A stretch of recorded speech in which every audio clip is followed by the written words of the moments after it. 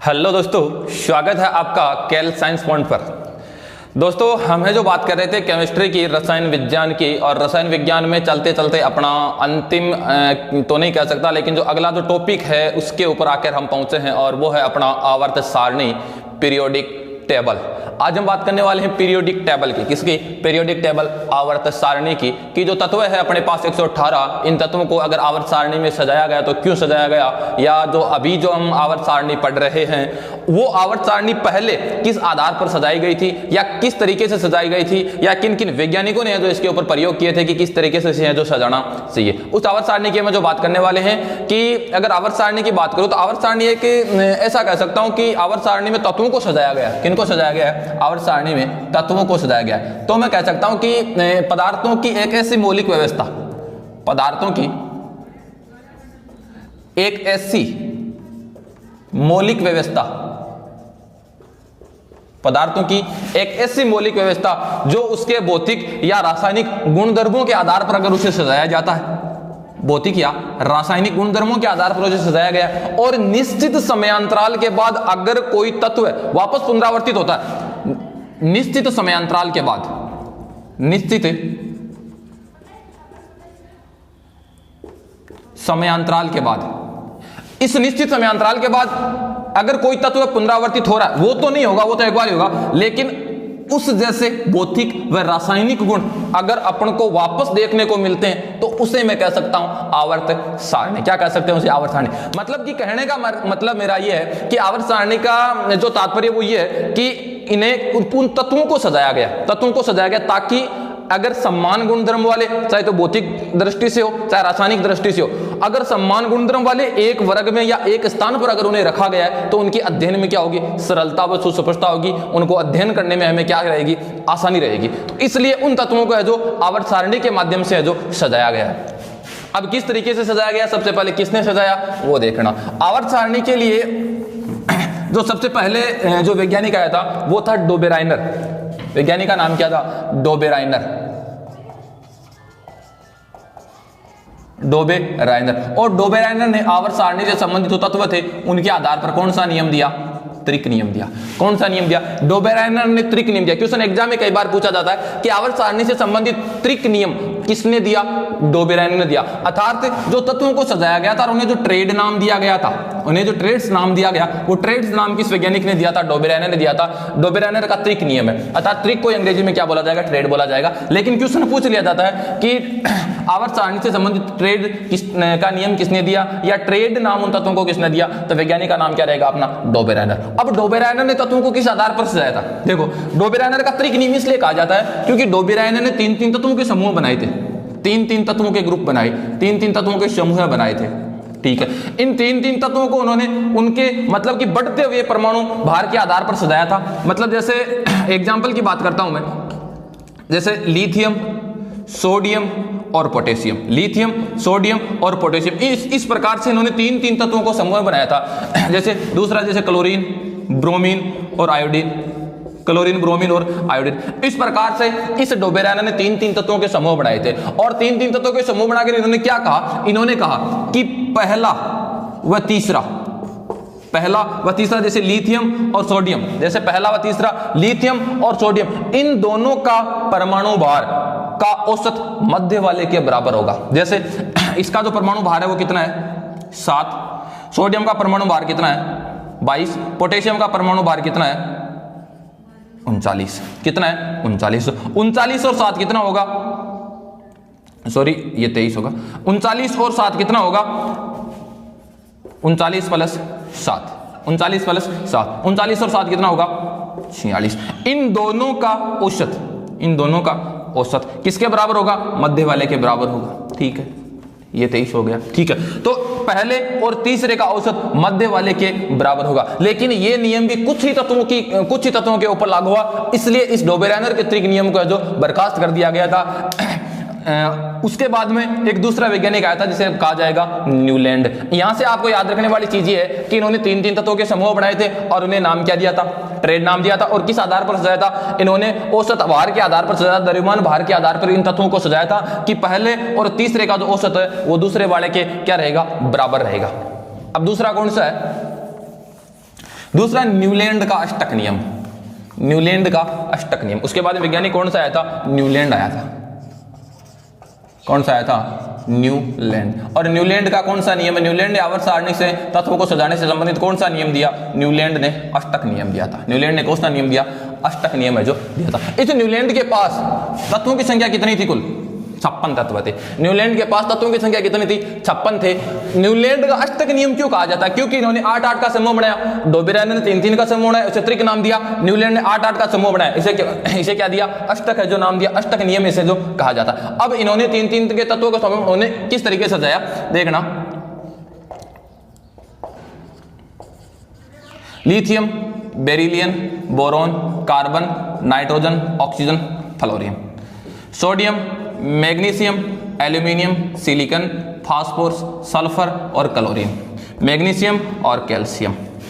यहीं तक इनका जो अष्टक नियम था वो यहीं तक लागू हुआ था, यहीं तक अप्लाई हुआ, यहीं तक लागू हुआ था। कहां तक? अंतिम तत्व कौन सा था? कैल्शियम था। अंतिम तत्व कौन सा था? अगर क्वेश्चन से पूछा जाए कि न्यूलैंड के अष्टक नियम में कहां तक लागू हुआ या उनका अंतिम तत्व कौन सा था, तब अपना आंसर क्या रहेगा? कैल्शियम। अब इन्होंने किस आधार पर 8-8 का समूह बनाया? 1 2 3 4 5 6 7 और 8वां वापस इसी में आएगा। जैसे ये वर्ग है अपने पास, इस आधार पर जैसे इनको बांट लिया। इन्होंने क्या कहा था कि फर्स्ट वह 8वां, पहला और 8वां प्रत्येक तत्व के अगर लाइन से क्रम में अगर चला जाए तो प्रत्येक 8वें तत्व के पहले और 8वें के गुणधर्म क्या रहेंगे? हमेशा बराबर रहेंगे। जैसे कैल्शियम, लिथियम, सोडियम और मैग्नीशियम, इन तीनों के क्या रहेंगे? हमेशा समान रहेंगे। बेरिलियम, मैग्नीशियम और कैल्शियम के क्या रहेंगे? समान रहेंगे। बोरॉन और एल्यूमिनियम के समान रहेंगे। कार्बन और सिलिकॉन के समान रहेंगे। मतलब कि इन तत्वों के जो गुणधर्म इन्होंने क्या बताए? समान बताए। और इन्होंने इसकी तुलना संगीत के अष्टक से की थी। संगीत के अष्टक से इसकी तुलना की गई थी। संगीत का अष्टक कौन सा है? सारे गामा पद नी सा। सारे गामा पैद है नी सा। मतलब कि ये और ये इन दोनों के गुणधर्म आपस में क्या है? समान है। इस आधार पर इस न्यूलैंड ने अष्टक नियम दिया, कहा कि पहले और 8वें के गुणधर्म आपस में क्या रहेंगे? समान रहेंगे। तो न्यूलैंड का अष्टक नियम, या क्वेश्चन से पूछा जा सकता है कि किस वैज्ञानिक ने तत्वों की तुलना संगीत के अष्टक से की थी? किस वैज्ञानिक ने संगीत की तुलना, तत्वों की तुलना संगीत के अष्टक से की थी? तब अपना आंसर क्या रहेगा कि न्यूलैंड ने तत्वों की तुलना संगीत के अष्टक से की थी। और इन्होंने 8-8 के समूह बनाए। प्रथम और 8वें के गुणधर्म क्या रहेंगे? इसमें समान रहेंगे। लेकिन ये लागू कहां तक हुआ? कैल्शियम तक। लागू कहां तक हुआ? कैल्शियम तक।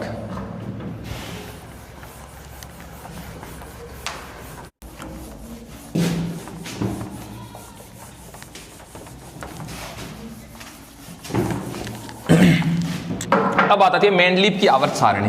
किसकी आवर्त सारणी? मेंडलीव की आवर्त सारणी। जो आज के समय में हम जो आवर्त सारणी पढ़ रहे हैं वो किसके द्वारा दी गई थी? मेंडलीव के द्वारा जो दी गई थी। मेंडलीव की आवर्त सारणी लिख देता हूं पूरा कि मेंडलीव की आवर्त सारणी। आज के जमाने में हम जो 118 तत्वों की जो आवर्त सारणी पढ़ रहे हैं, इस तरीके से हमारे पास जो आवर्त सारणी बनी हुई है, उस आवर्त सारणी के जनक कौन है? मेंडलीव। अगर क्वेश्चन ऐसे पूछा जाता है कि आवर्त सारणी के जनक कौन है, तब मैं जनक की बात करूंगा कि आवर्त सारणी के जो जनक है वो कौन है? मेंडलीव है। आवर्त सारणी के जनक कौन है? मेंडलीव है। मेंडलीव ने 1869 में सबसे पहले तत्वों को जब सजाया गया था, तब इनके पास जो तत्वों की जो संख्या थी वो कितनी थी?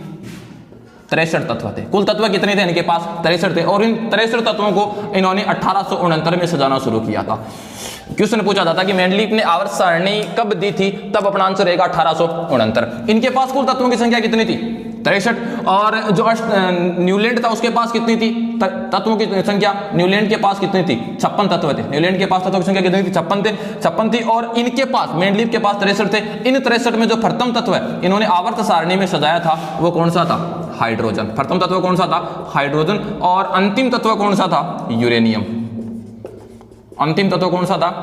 यूरेनियम, जिसका परमाणु क्रमांक आज भी कितना है? 92। और उसमें भी कितना था? 92 था। और हाइड्रोजन 1 नंबर पर था। ये दोनों आज के आवर्त सारणी में भी अपने उसी स्थान के ऊपर है। प्रथम तत्व कौन सा था? हाइड्रोजन था। अंतिम तत्व कौन सा था? यूरेनियम था। इसे U से दर्शाया जाएगा और इसे H से दर्शाया जाएगा। ठीक है। लेकिन इन्होंने क्या किया कि ये जो 92 तक पहुंचा, कैसे पहुंचा? इन्होंने बीच बीच में तत्वों के लिए जो स्थान छोड़ दिया था, तत्वों के लिए स्थान छोड़ दिया ताकि इस प्रकार के तत्व अगर और खोजे जाते हैं तो वो है जो इन्हीं के अंदर है जो समावेशित, इसी आवर्त सारणी में समावेशित है जो हो जाएंगे। ठीक है। तो इनके पास तत्वों की संख्या कितनी रहेगी? 63 है जो रहेगी।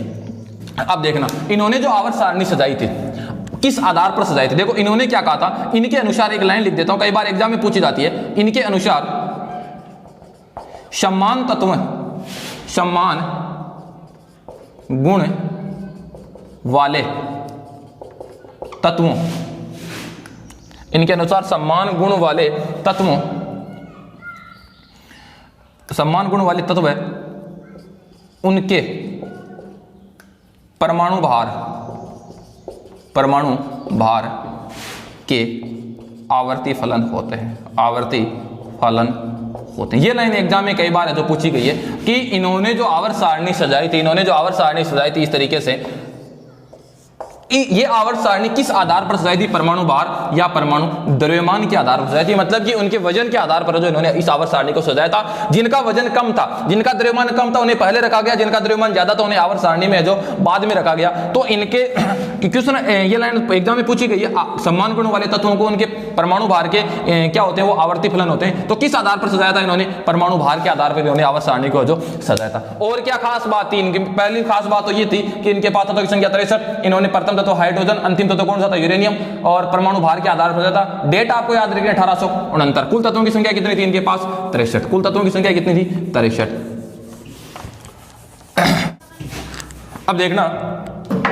अब देखना जैसे जो मेंडलीव था, तो मेंडलीव ने क्या किया कि जो आवर्त सारणी बनाई थी इन्होंने, इस तरीके की जो आवर्त सारणी बनाई थी, इस तरीके से आवर्त सारणी इन्होंने बनाई थी मेंडलीव की। ये आवर्त सारणी अपने पास जो अभी है, इस आवर्त सारणी में इन्होंने कुछ वर्टिकल व कुछ हॉरिजॉन्टल कॉलम काटे थे, हॉरिजॉन्टल कॉलम है जो काटे थे। इस तरीके से जो अपनी आवर्त सारणी है, इस आवर्त सारणी में इन्होंने हॉरिजॉन्टल और वर्टिकल,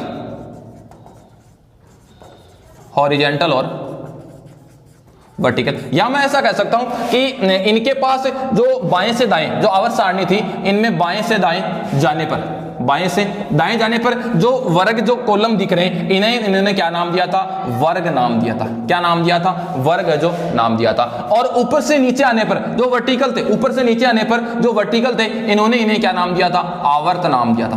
क्या नाम दिया था, आवर्त है जो नाम दिया था।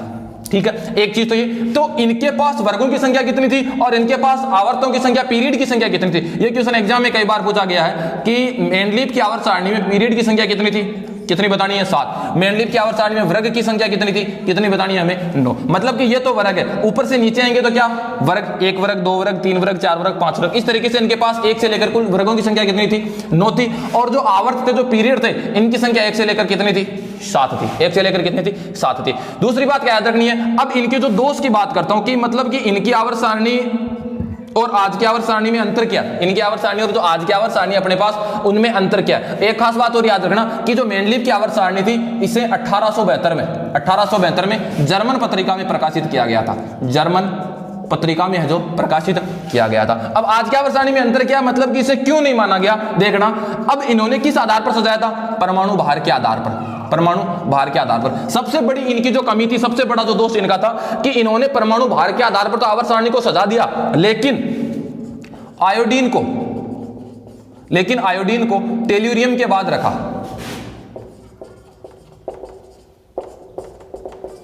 आयोडीन को टेल्यूरियम के जो बाद रखा।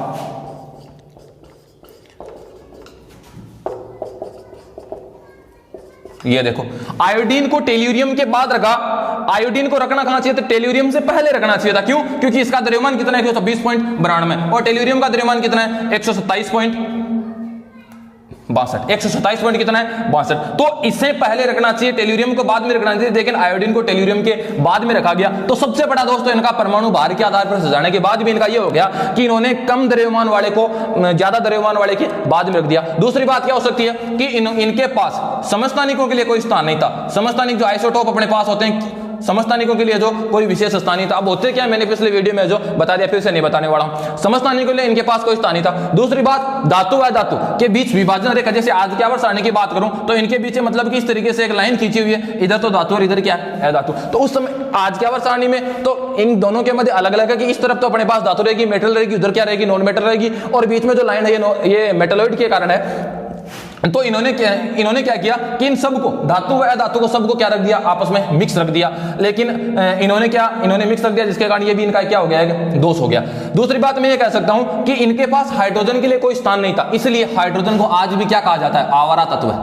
हाइड्रोजन को क्या कहा जाएगा? आवारा तत्व है। हाइड्रोजन के लिए कोई निश्चित स्थान नहीं था, उसका स्थान क्या रहा था, उसमें भी विवादपूर्ण है जो रहा था, जिसके कारण इस हाइड्रोजन को क्या कहा जाएगा? आवारा तत्व है जो कहा जाएगा। उसके बाद में दो जिनके गुणधर्म समान थे, भौतिक और जिनके रासायनिक गुणधर्म समान थे, उनको भी अलग अलग वर्ग में रख दिया इन्होंने। कैसे?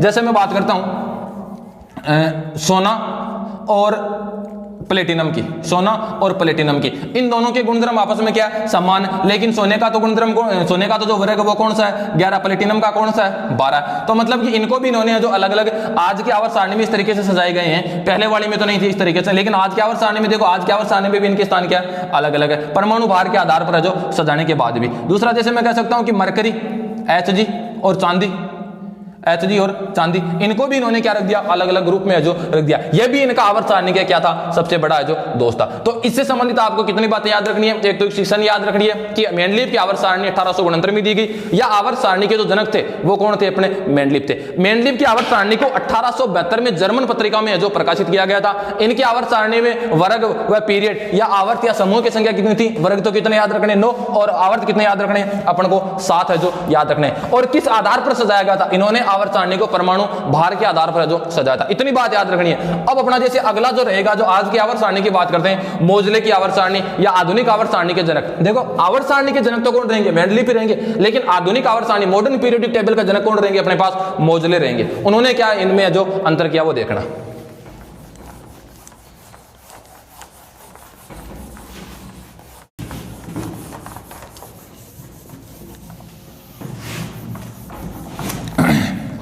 अब बात करते हैं हम आधुनिक आवर्त सारणी की। किसकी? आधुनिक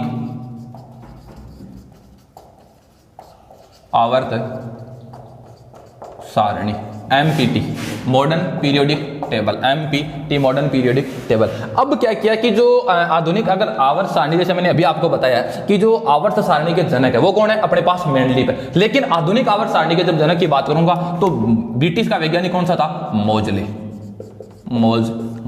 मोजले या मोजले एक ही चीज है। मोजले नामक वैज्ञानिक ने आधुनिक आवर्त सारणी का जनक इन्हें कहा जाता है। क्यों? क्योंकि मोजले जो नामक वैज्ञानिक था, इन्होंने एक विशिष्ट कह सकता हूं या एक अन्य प्रकार के गुण की खोज की, एक गुण की खोज की जिसे परमाणु संख्या कहा जाता है। जिसे क्या कहा जाता है? परमाणु संख्या कहा जाता है। परमाणु संख्या कहा जाता है। 1913 में इस मोजले नामक वैज्ञानिक ने एक विशिष्ट गुण की खोज की जिसे परमाणु संख्या कहा जाता है, और कहा कि किसी भी तत्व का परमाणु संख्या, या इसे मैं कह सकता हूं परमाणु क्रमांक, किसी भी तत्व का परमाणु संख्या या परमाणु क्रमांक उस तत्व में उपस्थित इलेक्ट्रॉनों और प्रोटॉनों की संख्या के बराबर होगा। इलेक्ट्रॉनों व प्रोटॉनों की संख्या के बराबर, इलेक्ट्रॉनों व प्रोटॉनों की संख्या के बराबर होगा।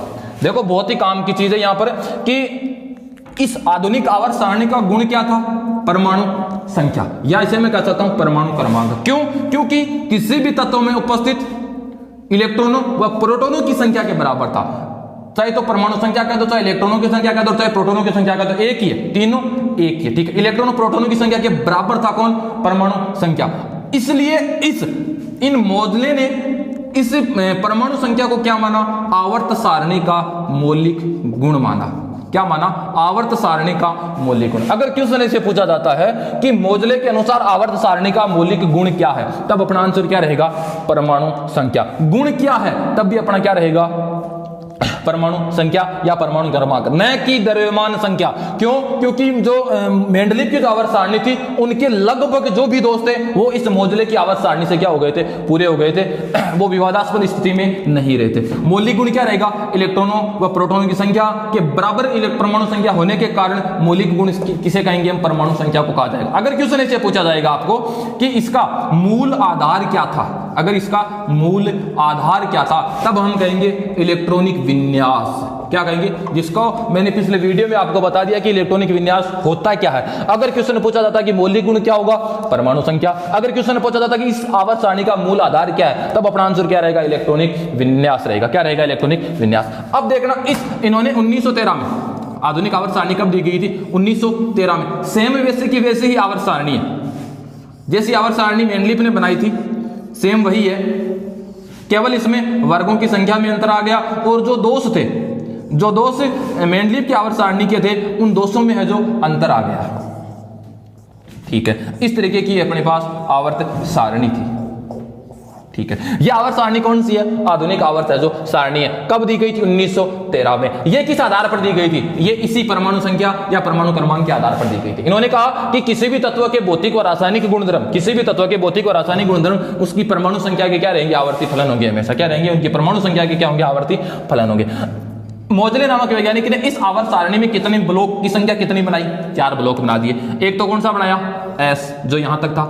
फिर बना दिया यहां पर पी ब्लॉक, यहां पर कौन सा बना दिया? डी, और यहां पर कौन सा बना दिया? एफ। मेंडली इस मोजले की आवर्त सारणी में ब्लॉक की संख्या कितनी थी? 4 ब्लॉक थी, एस, पी, डी और एफ। एस, पी, डी और एफ। कितने ब्लॉक हो गए? 4। अब इन ब्लॉकों में इनकी संख्या कितनी, मतलब कि जो तत्व थे इनके पास कुल तत्वों की संख्या कितनी थी? 118 तत्व थे। कुल तत्व इनके पास कितने थे? 118, जिनमें से 91 तो क्या थी? धातु, और 27 क्या थी? धातु। 91 तो धातु और 27। आज कितने हैं? आज के टाइम में अपने पास 126 कुल तत्व है, लेकिन उस समय 118 तत्व थे, उनमें से 91 तो धातु थी और 27 क्या थी? अधातु थी। इन 27 अधातु में 20 तो गैस और 7 क्या थी? उपधातु थी, मेटलॉइड थी, जिनमें धातु और अधातु दोनों के जो गुण पाए जाते हैं। अब इन्होंने एस, पी, डी और एफ ब्लॉक 4 ब्लॉक बना दिए। इन 4 ब्लॉक में इनके पास तत्वों की संख्या कितनी रही होगी? एस ब्लॉक के पास जो तत्व थे वो थे इनके पास 13। कितने थे? 13। और यहां पर थे 37, और ये 10, 8, 40 और 28। कितने थे इनके पास? अगर तत्वों की बात की जाएगी कि एस तत्व में, एस ब्लॉक में तत्वों की संख्या कितनी? 13। पी ब्लॉक में तत्वों की संख्या कितनी? 37। डी ब्लॉक में तत्वों की संख्या कितनी? 40। और एफ ब्लॉक में तत्वों की संख्या कितनी? 28। इस प्रकार से इनके पास जो इन्होंने तत्वों का जो बांट दिया। अगर वर्ग की बात करूं भाई, वर्ग में या आवर्त में अगर तत्वों की बात की जाएगी वो भी बांट दूंगा मैं। अब यहां पर वर्ग की बात की जाएगी, एस के पास वर्गों की संख्या कितनी थी? एस के पास वर्ग कितने थे? एस के पास 2 वर्ग थे। एस के पास कितने वर्ग थे? 2 वर्ग थे। पी के पास वर्गों की संख्या कितनी थी? पी के पास वर्ग थे 3 से लेकर 12 तक। 3 से लेकर 12 तक। डी के पास वर्ग थे 13 से लेकर 18 तक, और इसके पास कोई वर्ग नहीं था, क्योंकि ये तो डी से ही जो निकला है। अब देखो यहां पर मेरे पास वर्गों की संख्या कितनी आ गई? 13 से 18 तक। लेकिन जब मैं उस आवर्त सारणी की बात कर रहा था उस समय मेरे पास वर्ग कितने थे? 9 थे, और आवर्त कितने थे? 7 थे। लेकिन अब की आवर्त सारणी में वर्गों की संख्या कितनी है? 18, और आवर्त की संख्या कितनी है? 7।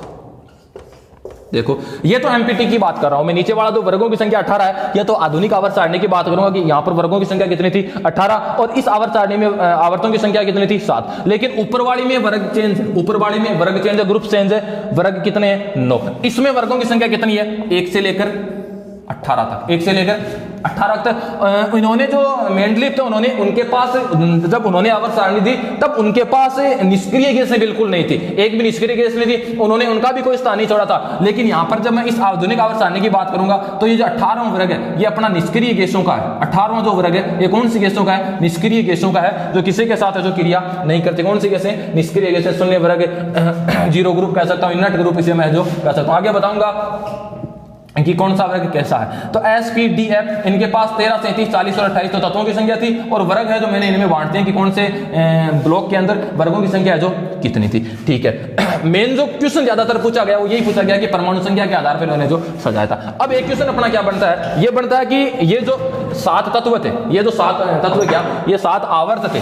1, 2, 3, 4, 5, 6 और ये जो 7 आवर्त थे, इन आवर्तों में तत्वों की संख्या कितनी थी? ये क्वेश्चन भी कई बार पूछा गया है। ज्यादा कुछ खास नहीं है, डायरेक्ट याद रख लेना। 2, 8, 8, 18, 18, 32 और जो शेष तत्व बच गए वो इस वर्ग में। ये यहां पर तत्वों की संख्या रहेगी। किसकी संख्या रहेगी? तत्वों की संख्या है जो रहेगी कि वर्ग संख्या इस आवर्त संख्या 1 आवर्त है कितने अपने पास? 7 आवर्त। एक आवर्त में कितने? 2 तत्व। एक तो हाइड्रोजन रहेगा, दूसरा कौन सा रहेगा? यहां पर अकेले गैसों आएगा हीलियम, फिर दूसरा रहेगा lithium, beryllium, boron, carbon, nitrogen, oxygen, fluorine और नियोन। ये तत्व कितने हो गए अपने पास? 8 तत्व। इस तरीके से तीसरे आवर्त में भी 8 तत्व थे, चौथे में 18 थे, पांचवें में 18 थे, छठवें में 32 थे, सातवें में अभी एग्जाम में ये एग्जाम होता अभी इसमें पूछा गया था कि आवर्त संख्या 4 में तत्वों की संख्या कितनी है? आंसर क्या रहा होगा?